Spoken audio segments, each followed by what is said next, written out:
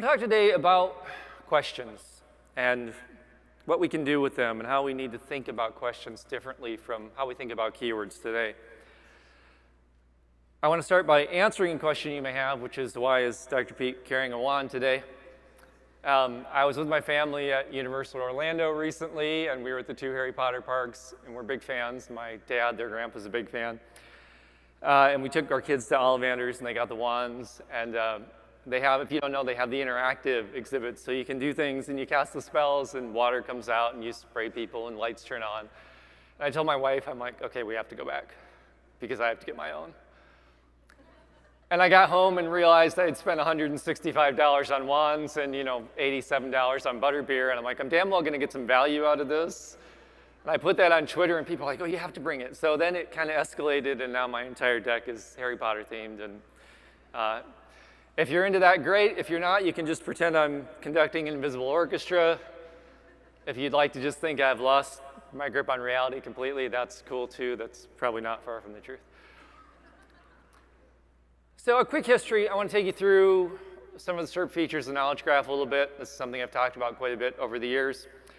The original Knowledge Graph, some folks are talking about today, basically a collection of entities and relationships, a collection of facts that's human curated. And so if you ask Google something like, when was Harry Potter 1 published? It can go into this collection of facts, pull something back, and say June 26, 1997. And this is great and useful and interesting, except that what Google quickly found out that we've known since the directory days and the dawn of search is that human curated content can never keep up with the nearly infinite questions that we can ask.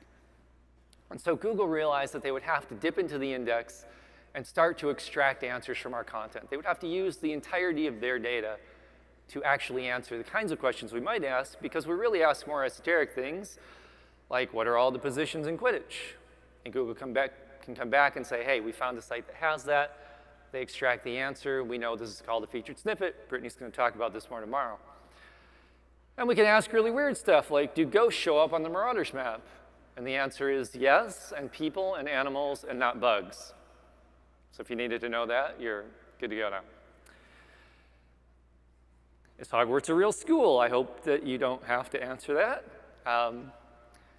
But there's such a wide range of what we could potentially ask that can never be covered by human curated content, that's often subjective.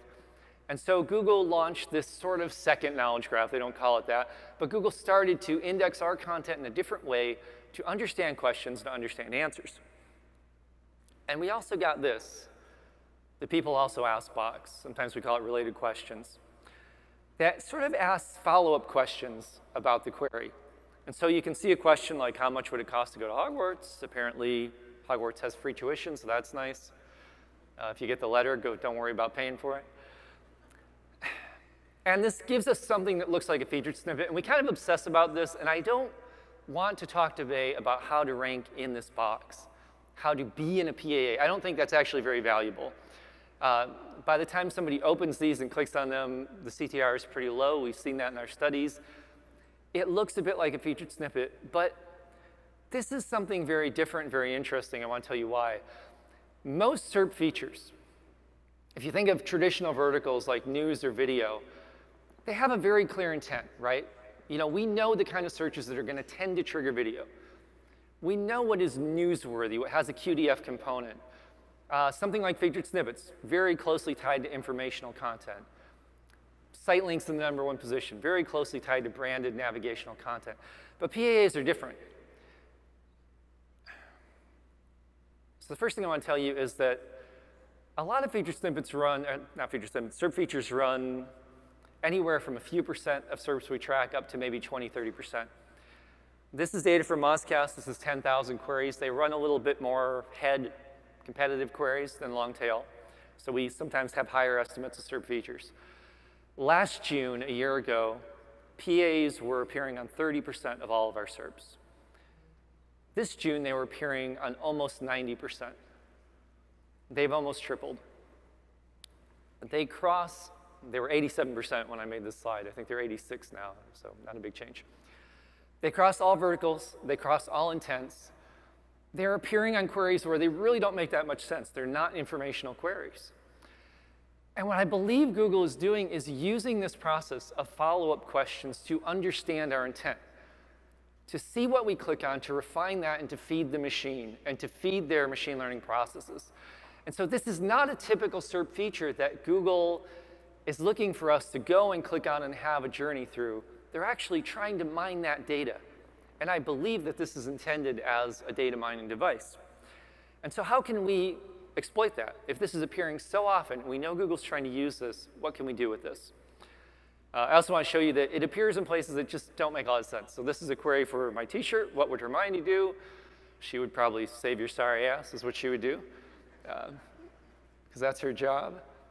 And you can see that Google considers this to be a commercial Serp. So we got shopping up at the top. I'll actually use my wand now and then.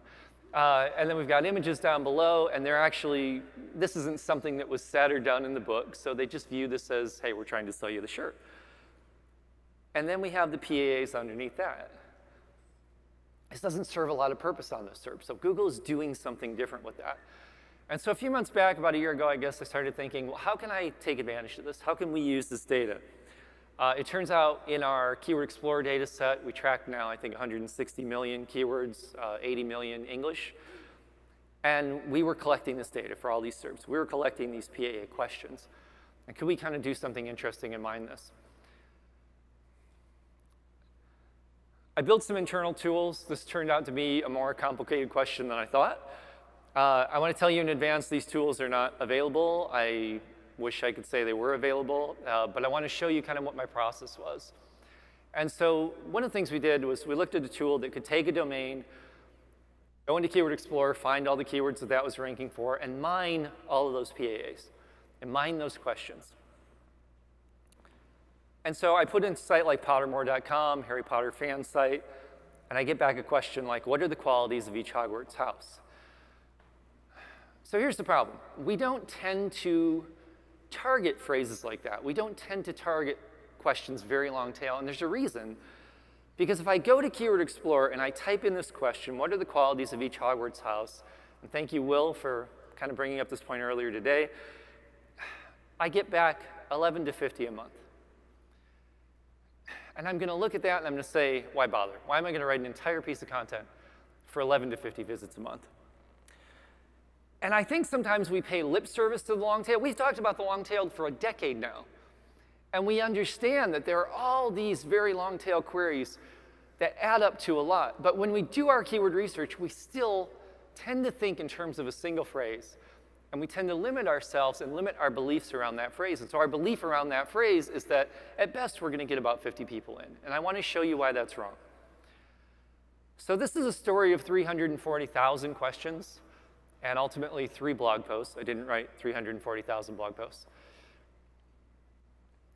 So if I go to Keyword Explorer and I type in moz.com, and I have to change my list at some point because every time I take a screenshot, it has ham questions at the bottom.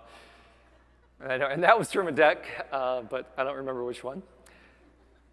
So Keyword Explorer will come back. We call this keywords by site. Instead of entering a keyword, you enter a domain. And it says Moz is ranking for about 119,000 keywords in our data set. Well, that's good for us. And so I went through, luckily working at Moz, I went through all that raw data. I looked at those 119,000 keywords. And because PAAs are so prevalent, I was able to pull back over 340,000 questions. This was good news in a sense, and it was bad news in the sense that I realized, holy shit, I don't really know what to do with 340,000 questions. And we had done some work with some enterprise clients where we were trying to send them this data and get them interested, and they said the same thing. They're like, this is really great, what do we do with it? And I said, I don't know. And I guess I'm gonna have to go back and figure that out. So the good news is there's an interesting thing is there's a ton of duplication. So Google is repeating these questions, and there is a pattern to it. The way they're generating them, the way the machine itself is generating them often. And so there's a lot of repetition. So this got us down to a quite manageable 117,000. Still a bit more than I wanted to tackle with content. So how do we go about sorting through this data? Let's see, sorting. See what I did? So I did a couple things. We started to look at how could we see if a question was relevant to our site. And one It takes some doing, but one fairly simple approach conceptually is we started to look at, you know what, if a part of the phrase is ranking well for the site, then and we get a lot of those, that probably tells us it's highly relevant. So if you look at a question like, what is SEO keyword research? Moz is ranking very well for a lot of parts. SEO, keyword research, what is SEO, SEO keyword. And you can pull that back and run some metrics and say, you know what, this looks pretty relevant. And then we get a question that Moz was involved in that was appearing on our Serps for how much does a NatPod cost? A NatPod seemed nice, I might want one, but this doesn't have a lot of relevance to Moz. And so I looked, and were we ranking for NatPod cost? No. Were we ranking for NatPod? No. Were we ranking for NAP? No. And so I looked at what is this coming from? The query it was coming from was how much does NAP management cost? And if you're in the local SEO space, you know that NAP in this case refers to name, address, and phone. It's the consistent profile of our business that we're putting out there. So obviously NAP management tied to Moz Local. But this is not a relevant question that we're trying to answer. And so we were able to run some metrics and get this relevance score, variations of that, and try to narrow things down and say, you know what, this is highly relevant, this is not very relevant at all. And I came up with a second process. And I wanted to be clever, and I came up with the 3 C's, and they got a little too clever, and my first pass at this was credible, compete, and cannibal. I said maybe that wasn't the intent that I wanted. These are not pictures, I hope, of real human skulls. These are pictures also from Universal of Kong, Skull Island, which was pretty cool, and I hope that all the skulls are fake. I didn't ask. So the slightly more intelligible version of the 3 C's is credibility, competition, and cannibalization. So credibility is what it sounds like. Am I credible to write about this topic? I should not just pick the most relevant question and write it up. Is this something I know something about that I can write about intelligently? Is this something I can compete on? You know, Moz, we're in a good place. We can compete on some things. But, you know, if everybody up there is a powerhouse, huge DA site, maybe this isn't the question you want to tackle. And then the important one, cannibalization. Am I already ranking for this? I think it's really easy to go through questions, go to write up content, and not realize that you have some other piece that's already out there. Maybe it's a historical piece, maybe it's your main site, and end up kind of overwriting that. So that may be a good opportunity to rewrite something, to improve something, to update it, but it's probably not something you want to tackle with new content. And I'll give you an example. I was looking at the question, how do I increase my domain authority? Moz was ranking kind of at the bottom of the top 10. It wasn't for a very relevant page. It was something we could compete on.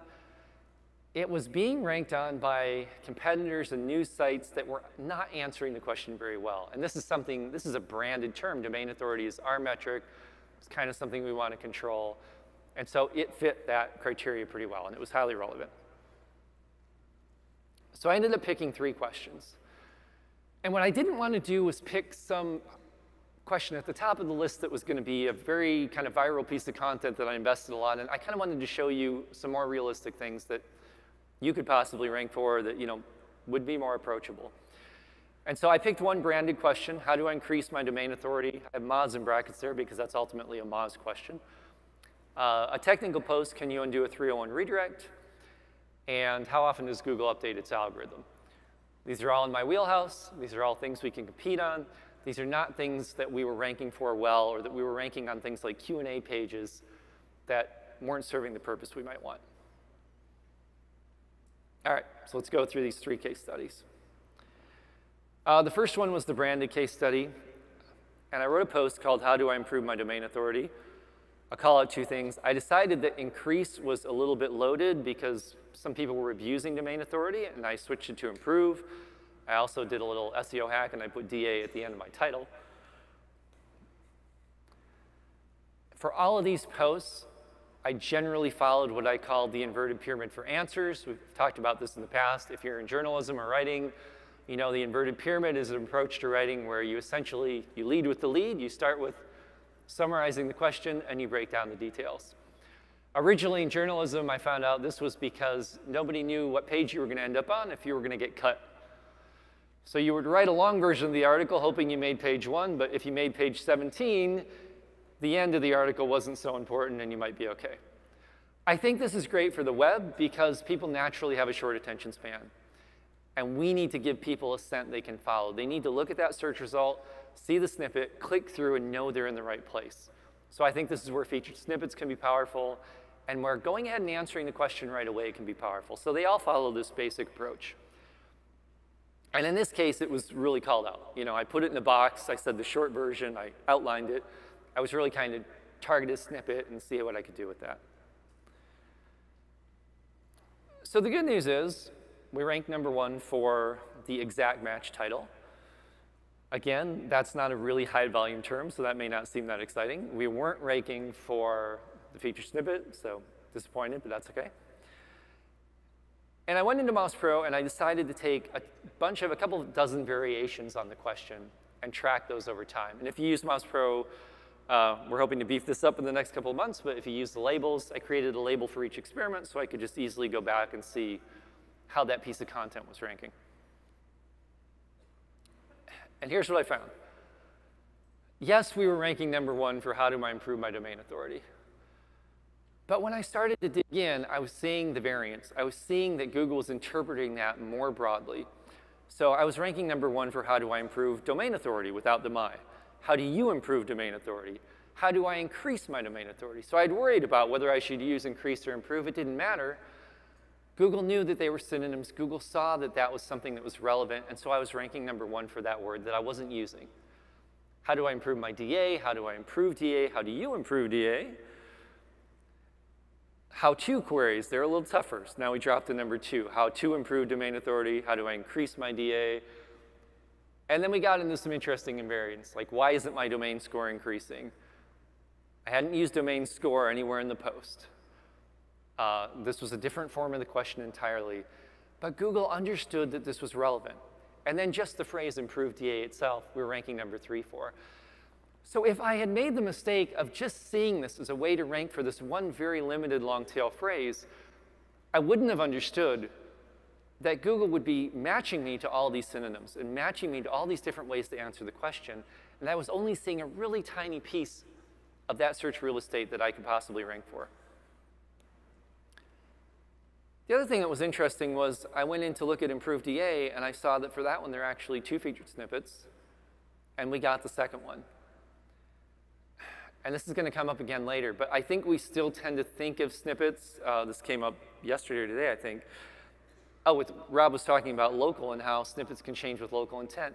We tend to think of them as some static thing. Did I get the featured snippet or did I not get the featured snippet? Featured snippets are coming from page 1 rankings, so they're changing as much as the rankings change. And as intent changes and as the queries change, you open up new opportunities. So to say that I was ranking or wasn't, I am for some queries, I'm not for others. So if I hadn't dug in to see what was going on, I would have missed all these things I was ranking for, all these things that were happening that actually signaled that this has been successful way beyond that 11 to 50 kind of range. All right, #2, non-branded. This was a technical post. Can you reverse the 301 redirect? I had some images and some step-by-step content in there. Again, I started with a pretty concise answer. The short answer is yes, you can reverse the 301 redirect, but, et cetera, et cetera. We ranked #1 for the exact question. We got the snippet. I was happy about that. And what about the variance? Again, the I and U didn't matter that much. Can you reverse the 301 redirect? Ranked #1. Can you reverse a redirect without 301? #1. Can you reverse the 301? We ranked #1. Can I reverse the 301 redirect? Can I reverse a redirect? Can I reverse the 301? All good. Can you undo a 301 redirect? I had gone back and forth on whether to use undo or reverse. Didn't matter. Google saw them as synonymous. We were ranking #1 for that. Can I undo a 301 redirect? How do you reverse a 301 redirect? All the way down to reverse a 301 redirect and undo a 301 redirect with no question words. So again, there was this whole, even looking at a relatively small amount of queries, there was this whole realm of interpretations and synonyms and different ways to ask, or questions, not even questions, but statements that we were still ranking for just by targeting this single question.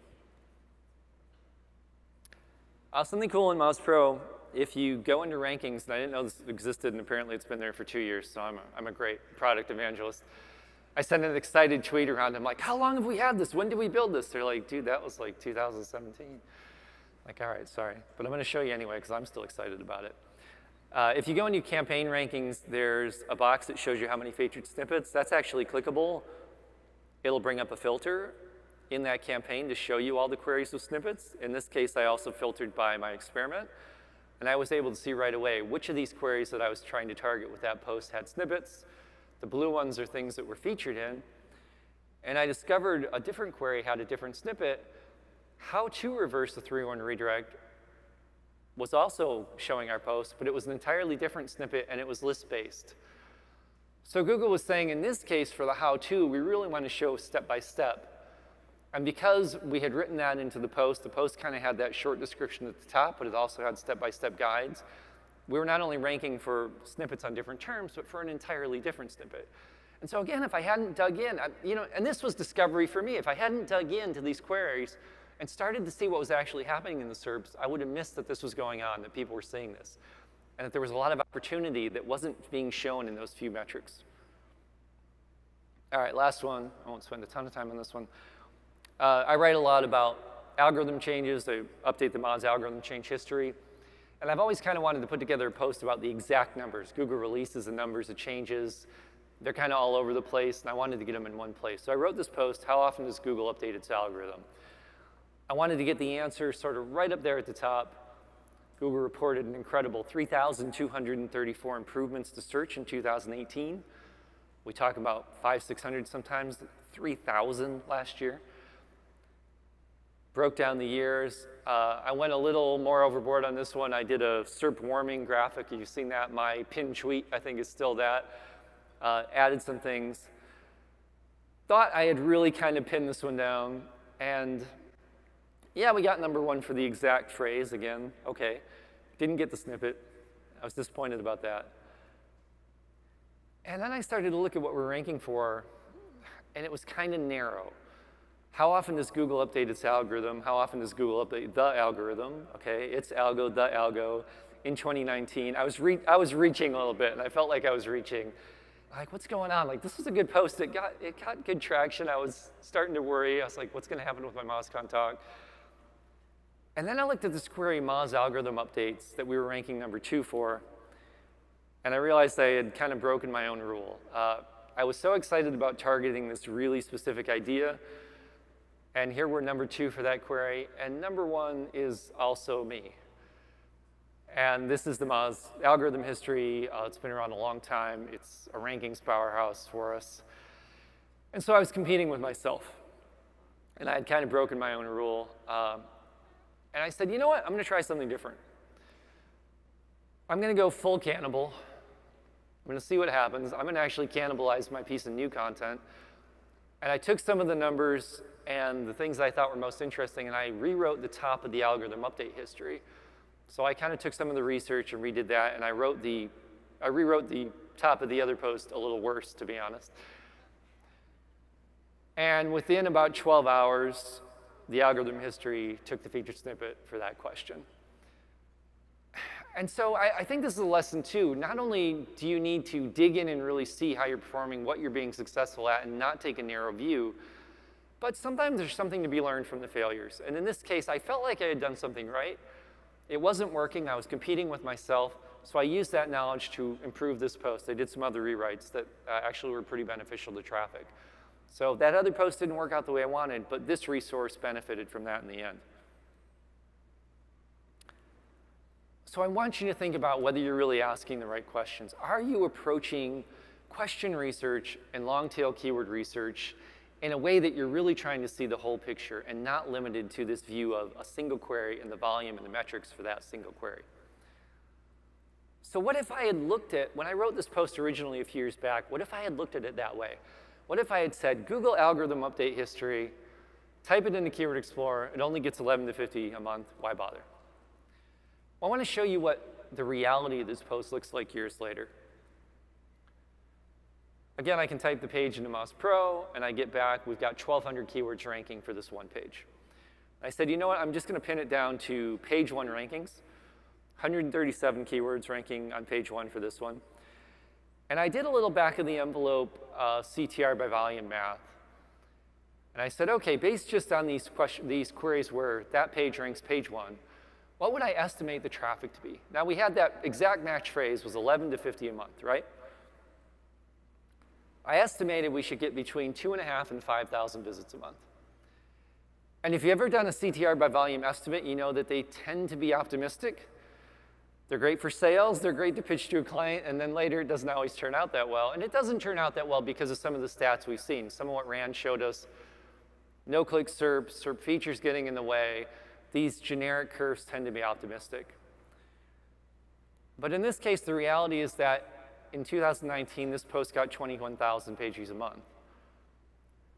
So I think that 1,200 queries is actually dramatically underestimating what it's ranking for. There's such a huge world of long-tail queries that a post like that can rank for that I'm underestimating the value of this by 4 to 8 times with a math that usually overestimates. And so if I had looked at that title, if I'd looked at that topic and I viewed that as a 50 visit a month kind of topic, I would have missed out on 20,000 visits a month and what's ultimately over 1 million visitors to this page at this point. So what if we go back and we look at that original question that we rejected? What are the qualities of each Hogwarts house? In Keyword Explorer, if you go to keyword suggestions, I think you get some interesting stuff here. So here's that original query. What are the qualities of each Hogwarts house? 11 to 50 per month. But look at these 3. If you don't Harry Potter, these are 3 of the houses: Gryffindor, Slytherin, Ravenclaw. Poor Hufflepuff didn't make it to the list, sorry. So you have these 3 phrases: Gryffindor traits, Slytherin traits, Ravenclaw traits. Look at the volume on those: 9 to 11,000, 11 to 30,000. We have something between 30 and 70,000 potential visits from these 3 phrases. If you targeted that question well, if you wrote that question up well, what are the qualities of each Hogwarts house, you would have to answer these questions. You would need to use these phrases. And instead of looking at a question that had the potential for 11 to 50 visits a month, just on this page, we're looking at something like 30 to 80,000 potential visits.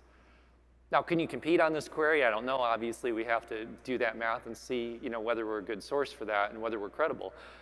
But if we had just looked at that very long tail question and not understood the entire context of it, we'd be missing out on potentially thousands of visits. So I don't want you to take that narrow view. I want you to understand that a question can represent dozens of keywords, hundreds of keywords, and many tens of thousands of visits done correctly.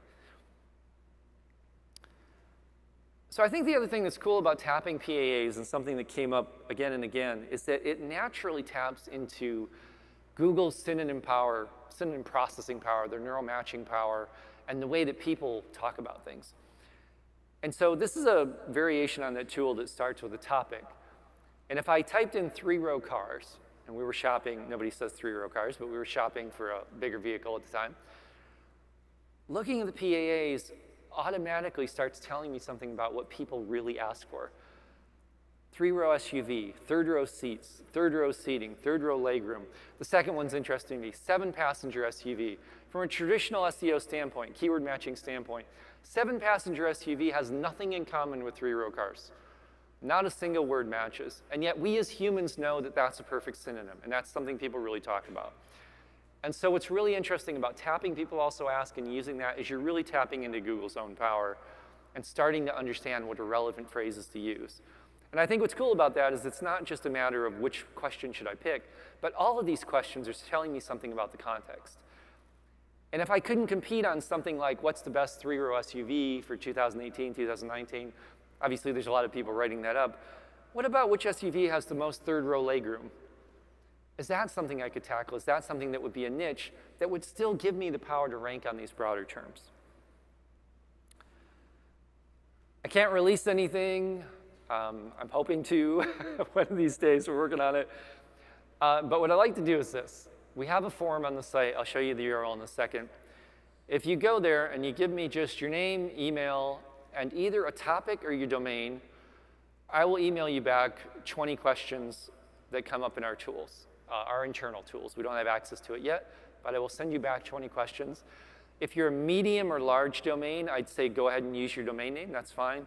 If you're a smaller site that doesn't have a lot of rankings in our system or just doesn't rank for a lot or have a big link profile, maybe give me a topic or subtopic, and I'll send you something back. This is at moz.com/20Q. I'm happy to do that for you. I'd really just like to get some feedback on how this works and see what kind of things people use it for. And so just tell me how you like it. And that's what I got.